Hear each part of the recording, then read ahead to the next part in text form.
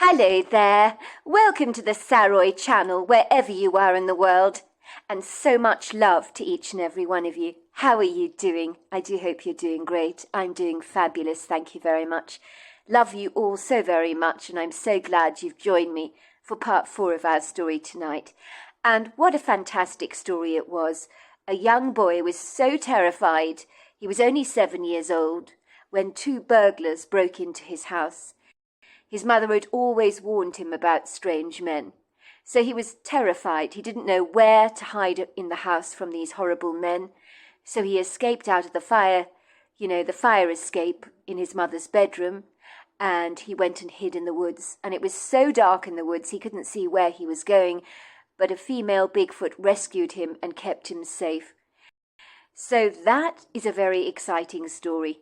But before we continue, don't forget to subscribe to the channel, click the notification bell and the thumbs up, and let's see where this story is about to lead, because it's getting increasingly interesting. Billy's account, 23 years later. I was 30 years old when my mother asked me to house sit for her 2 beloved, very soppy King Charles Spaniels, that I hasten to say were as devoted to her as she clearly was to them.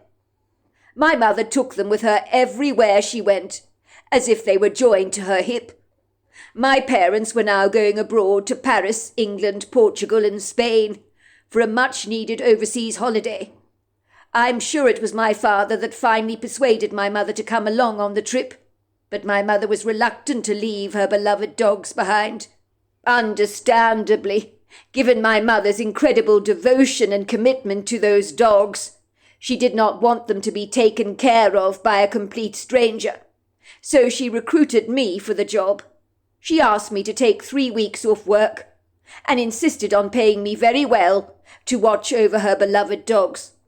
My mother regarded those 2 King Charles Spaniels of hers as her babies. She adored those dogs, almost as if they were her very own children. I was now living in Detroit, where I was a manager of an insurance company. I always enjoyed the privilege of coming home for the weekends, as I had grown up in such a beautiful environment, surrounded by the rich pickings of the natural world.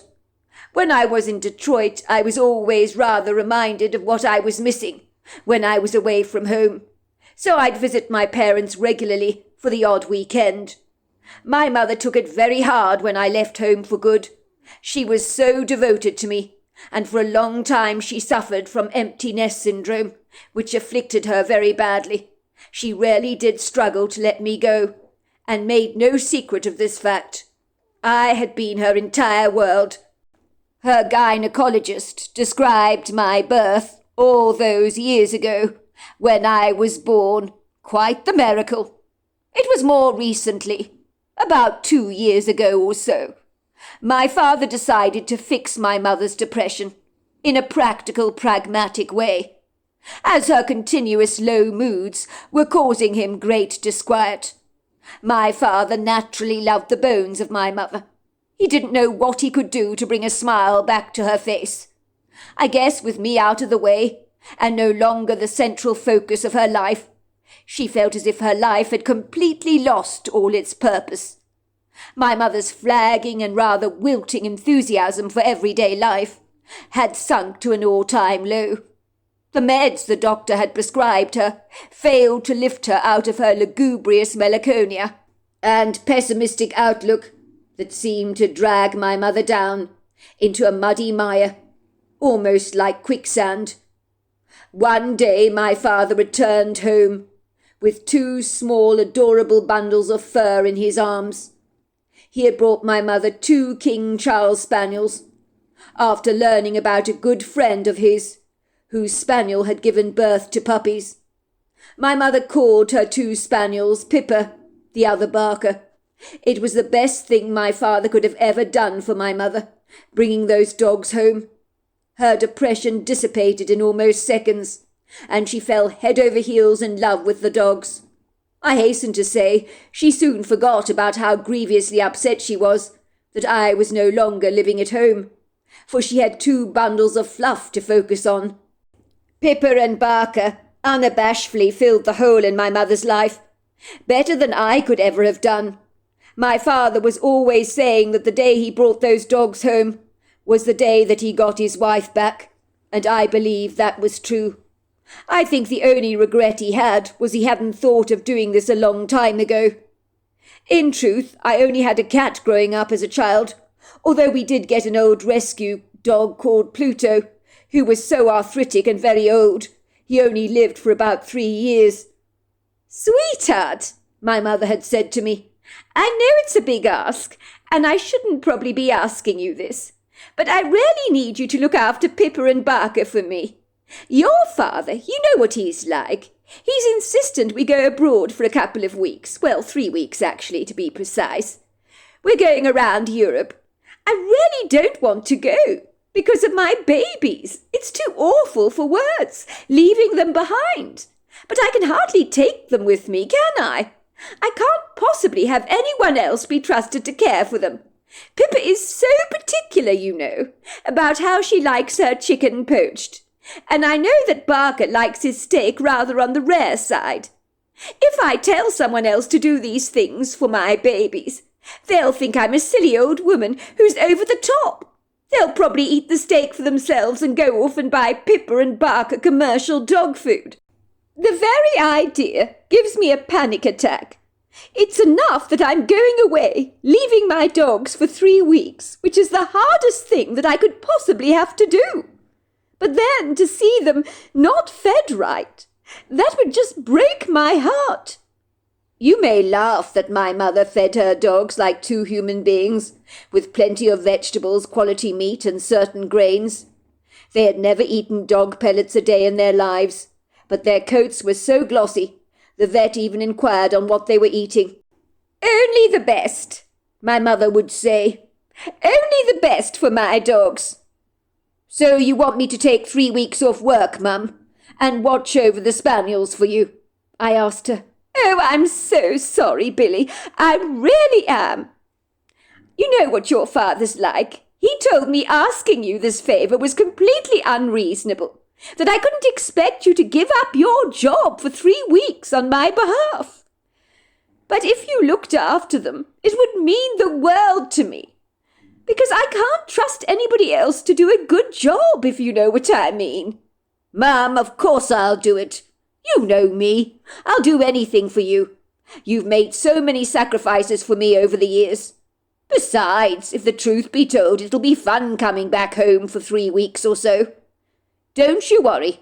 I will make Barker's steak rare, and poach Pippa's chicken just like she likes it." "Oh, sweetheart, what a weight off my mind! You have no idea how relieved I am to hear you saying that. I now can enjoy my trip, relax, and I won't have to worry so much about the dogs. You're an absolute gem." It was on my second day spent at my parents' house that I decided to go through the big closet in my bedroom to look for an old train set that I'd thoroughly enjoyed playing with as a boy. I hoped it was still around, but I doubted my mother would have thrown it away. I knew it would be nostalgic to see it again, and I rather wondered if it still worked. There was a top shelf in my closet, covered in layers of thick dust, that was out of arm's reach, but that was where many of my things I'd enjoyed using as a boy were stored. I removed a chair from under the dressing table and pulled it over to the closet, so that I could drag out some of the boxes of things that contained my childhood memorabilia. I guess my mother never had the heart to throw any of this stuff away. I was relieved to see that everything was very much intact, and neatly stacked as well. The shelf was full of old trinkets, report cards, certificates, little dinky cars, buses and trucks, marbles and all kinds of board games. I pulled out a box that was marked Billy's drawings. It was covered in dust and cobwebs. I nearly discarded it, but then I noticed some of my drawings I'd done in crayon as a child, and curiosity got the better of me, as it's quite interesting to go back and review old pictures you did as a child. I think I was expecting to see the traditional things that children draw, like stick figures representing human beings, suns, trees, houses, rainbows, you know the kind of thing. And that is invariably what I found most of the time. I smiled contentedly to myself as I glanced through these pictures I had drawn. But then I discovered some unusual pictures that made me examine them a little closer. In many of these drawings, I had drawn a woman covered in hair, a very, very large woman. And at the bottom of my picture, I had written the words, Inina, and then, Lady of the Flower. It's amazing how in that moment, memories buried beneath the cobwebs of my mind, like Christmas decorations stacked haphazardly in cardboard boxes and stored in the attic, long since forgotten about and abandoned, came tumbling into my head. And I then rediscovered memories I'd long since forgotten about, like when you taste something you have not eaten for many years, and then you remember all the flavours and how much you actually liked the taste.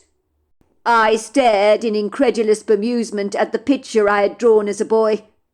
The flashbacks began to play out in my head, and then the memory of the strangest, most scary night of my life as a 7-year-old boy erupted in my mind like a colourful Catherine wheel being ignited by a flame and showing off all its beautiful colours as it whirls around and around. I had been lying back in my bed that night, which was under a window on the second floor of our home, with fabulous views overlooking the backyard and the wood grove beyond that stretched out over a wide area like a sizable yawn. It was a habitat boasting a lovely collection of trees and indigenous wildlife. I was always a light sleeper, still am as a matter of fact. I tend to wake up with the slightest interruption or disturbance, like when a couple of raccoons are ferreting around in the dustbin. I'd heard footsteps creeping on the gravel pathway outside our home, and I'd woken with quite the start, feeling fear shooting through me. I guessed someone was loitering around our premises. I had stood up on my bed in my Mickey Mouse pyjamas and peered curiously out of the window. I took in a sharp breath when I observed 2 men, wearing black masks over their faces. In the moonlight they were bending back the bars of the kitchen window, using some kind of tool, and then they both crawled into our kitchen. I called out to my cousin Sam for help. I knew he was reading a book in the library, but he failed to answer me. The library was in close proximity to my bedroom, only downstairs, so he should have heard my calls. I was so afraid because my mother warned me about bad men, and I knew these 2 men who had broken into our house and hiding their faces behind masks were up to no good. They had to be bad. I did consider hiding myself under the bed or in the closet in the bedroom, but then I knew if the bad men were looking for me, they would easily find me there. I decided to escape the house by way of the fire exit, which my mother told me to use in the event of a fire. At 7 years old, I was absolutely terrified of the dark, but so much more afraid of these 2 horrible men that had broken into our house. So I ran to the woods to hide. I figured I'd find my favourite tree there, that I often climbed during daylight hours, and I would stay there until my parents returned home. I was sure my cousin Sam would also be hiding from the horrible men, and I remembered hoping he'd found a good hiding place for himself. I didn't know what the men would do to him. I had no idea why they'd even broken into our house. It was when I was in the woods I became terribly affrighted. It was so incredibly dark, I could barely see my hand in front of my face. I didn't have any torch with me to help me navigate my way through the trees. I couldn't even climb my favourite tree, because I couldn't see anything. I began to cry like kids often do when they're terribly afraid. That was when I saw Inina for the first time. I had no way of knowing she was a Bigfoot. In my 7-year-old eyes, she was like a cuddly teddy bear, a lady covered in hair.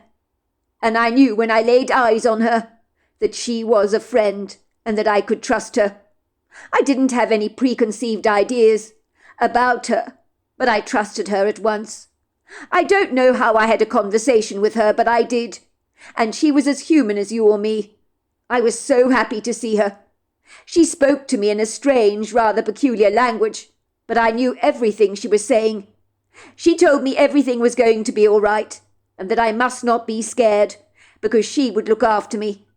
She asked me what my name was. I told her my name was Billy. She asked me what Billy meant. I said I didn't know the meaning of my name. This seemed to shock her. She said it was peculiar I didn't know the meaning.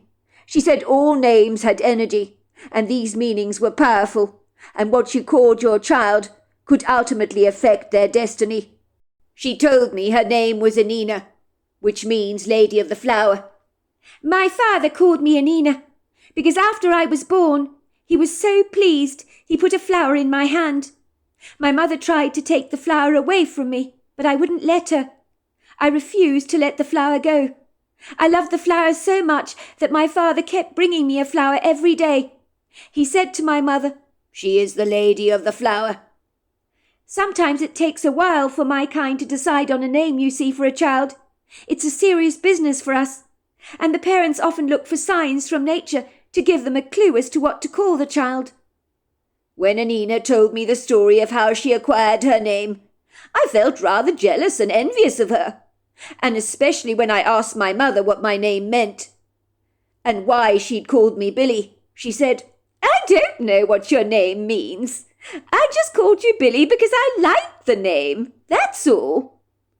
I told Anina that I wanted to hide in my special tree from the bad men in my home. So she took me to the tree that I liked and put me up in the branches. The Bigfoot could see so clearly at night, whereas in the darkness I could never have climbed that tree without her help. I told her about the 2 bad men in my house, and I told her why I needed to hide. "I want to wait until Mummy and Daddy get back, and then I'll be safe." She told me she knew the horrible men would go, and when they did she'd bring me home to safety, and that she would keep a watch over me. It was later on in the evening that Anina guided my cousin Sam to the tree where I was hiding. I was so happy to see Sam was safe and the men had not harmed him. Sam assured me that the 2 horrible men had gone, that it was safe to come home.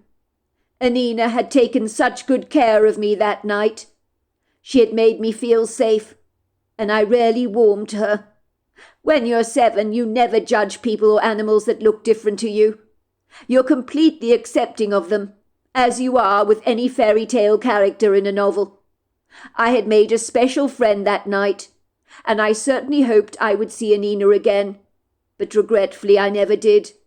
I would draw a plethora of pictures of Anina. I told my mother about her, that she was called the Lady of the Flower, and that she was very real. "She's got lots and lots of hair. She lives in the woods." My mother, of course, never believed a word of it, which grievously upset me. My mother thought I was making up fictitious fairy tales, as parents so often do. I had sworn faithfully to my cousin Sam that I wouldn't tell my mother about the bad men that had broken into our house that night. He assured me that if my mother knew such a thing, that she would be very, very upset, and I didn't want my mother to be upset, because when she was sad about anything, she became very highly strung. Sam assured me the men would never come back again. They believed there was a dangerous tiger in our house, loitering around the library. Sam admitted he'd played the tape that he'd played me earlier on in the evening, of a lion's roars, and the men were so scared off by the sound that they fled in a tearing hurry.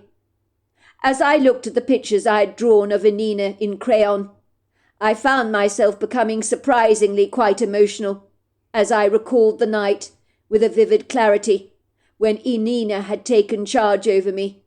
It had been so scary being swaddled by the darkness of the woodgrove, but Anina had made me feel safe. I do recall drawing those pictures as a child. I remember on numerous occasions my mother would find a single flower lying out on the Adirondack chair on our patio, the one that I would sit on when we were eating al fresco. My mother would always wonder where the single flower would come from. I would say, "Anina must have left it for me. She put it on my chair. She's the Lady of the Flower I told you about. She lives in the woods." I think my mother believed I was clandestinely picking the flower and deliberately putting it on my chair, but I knew differently. I think Anina was trying to remind me she was very much still around. She was watching over me, and she hadn't forgotten about me. I would lovingly take the flower, placing it in a glass of water, and I would put it on my nightstand. It was my mother that would throw it away when the flower died. These flowers mysteriously appeared for many years. They abruptly stopped being delivered to the Adirondack chair, and sometimes even to my treehouse, where I would frequently hang out after I'd left home. It was later that afternoon, while on house-sitting duty for my mother, that I took my mother's two beloved dogs for a walk in the woodgrove.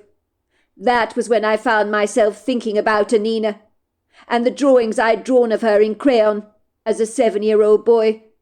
I even found the tree in the woodgrove where she'd hidden me that night. I realized it had grown exponentially, far larger than I ever remembered it to be. I'd often asked my father to make me a treehouse in that tree, but he said it was too deep in the woods, so he built me a treehouse in the backyard, close to the house in an old oak tree. The treehouse remained in reasonably good condition all these years later, and it was also in there that I would occasionally find a flower that Anina had left me.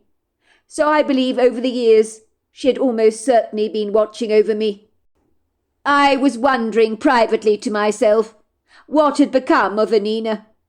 I couldn't believe I'd forgotten all about her, for when I was a 7-year-old boy, I had been completely bedazzled and enchanted by my encounter with her.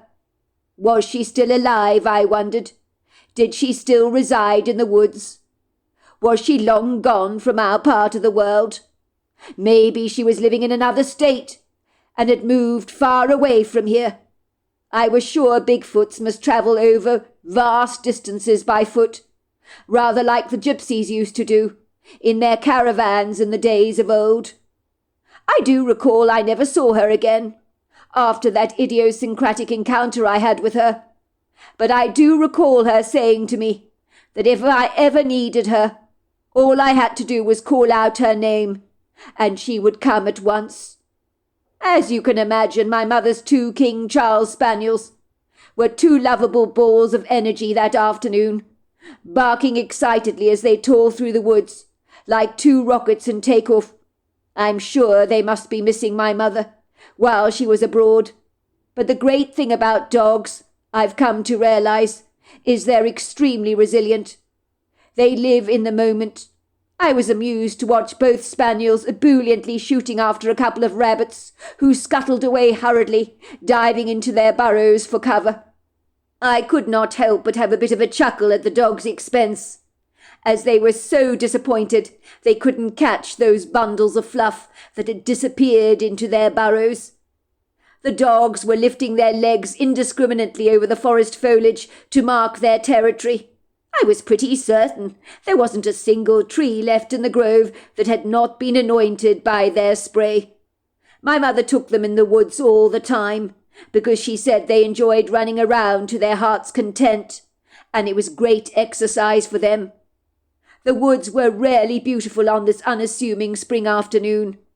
It really was wonderful to be away from Detroit.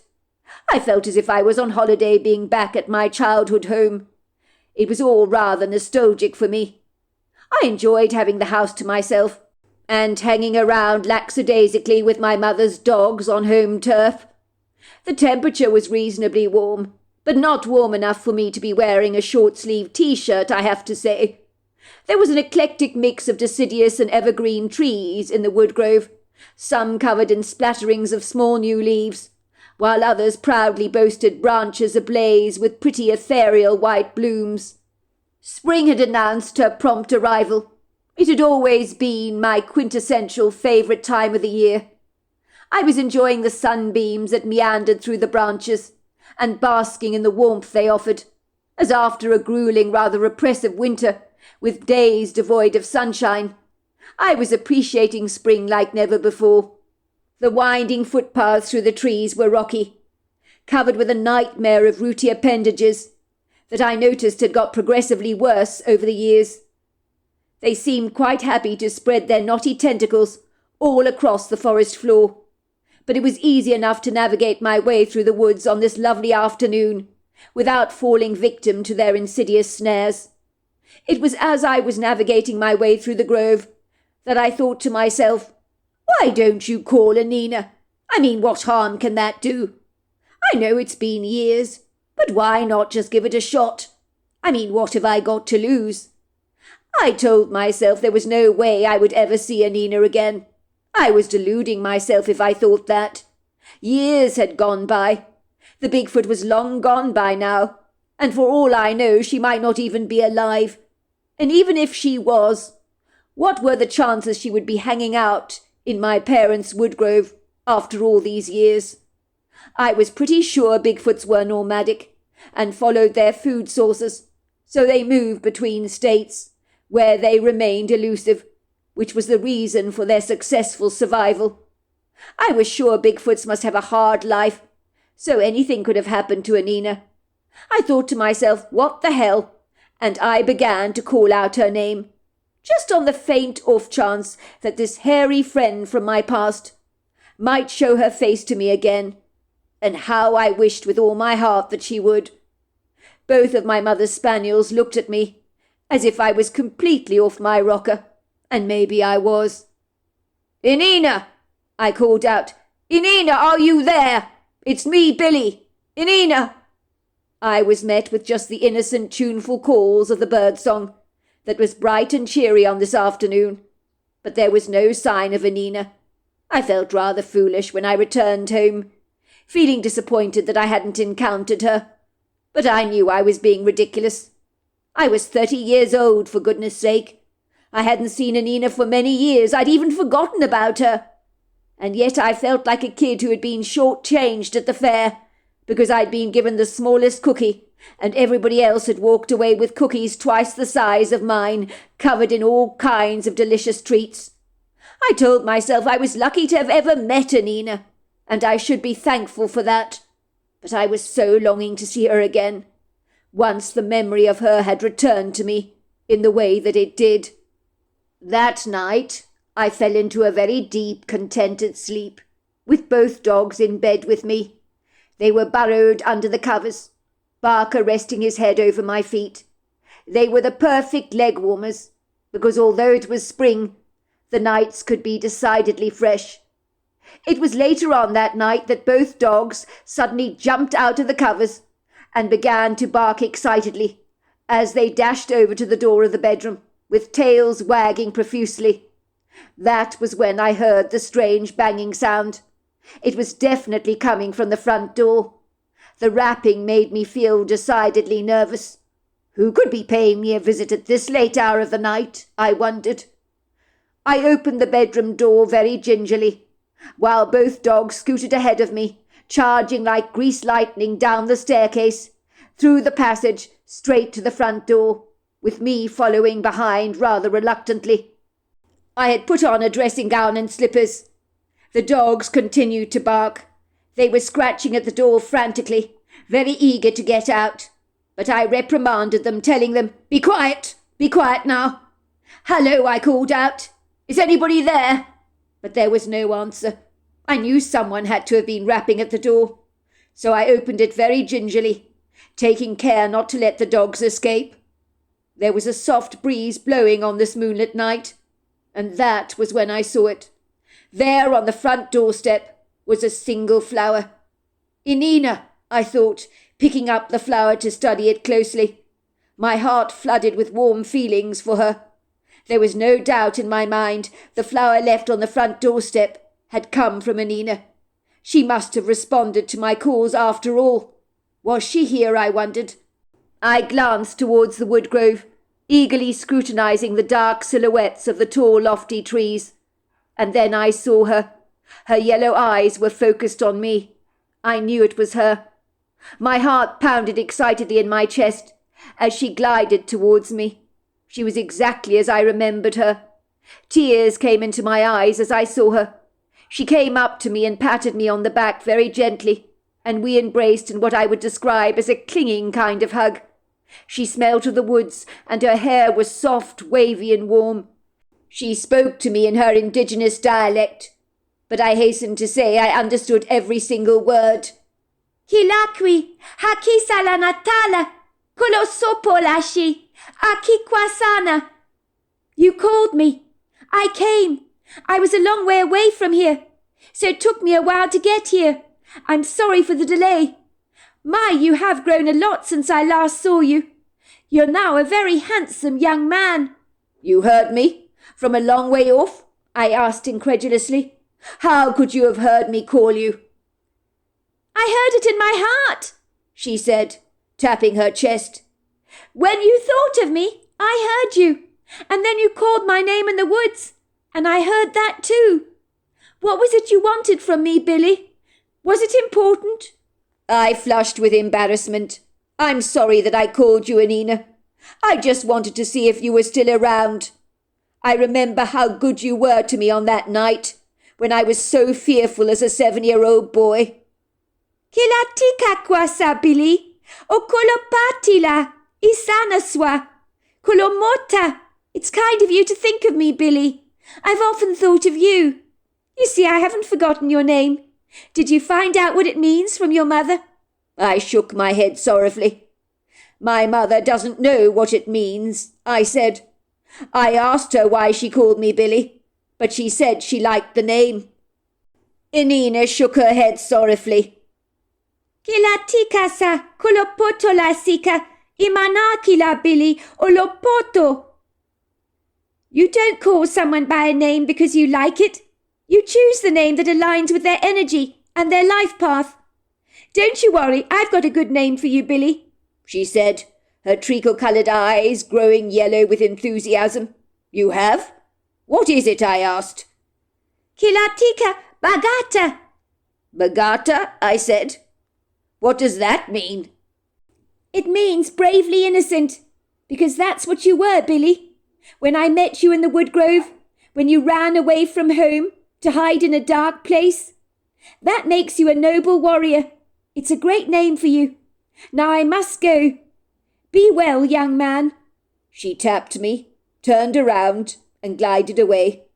And I knew in that instant that house-sitting for my mother's dogs would be something I would never, ever forget. So there you are. That's my story. That was an incredible story, and I enjoyed it so much. Isn't it incredible that he met Anina again after all these years? And they were able to tune into each other's energy. What an incredible story. Until next time, goodbye and good night.